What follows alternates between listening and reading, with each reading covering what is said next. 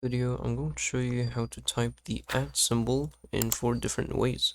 So the first way would be just to use the Shift and 2 keys on your keyboard. So press and hold Shift and then click on 2, and that's gonna type in the @.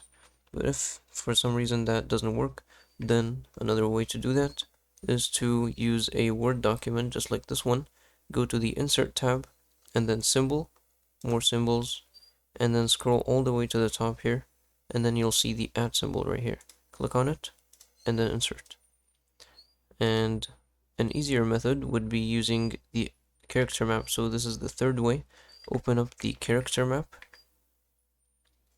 and then over here just choose a common font like Arial, and then find the @ symbol right here.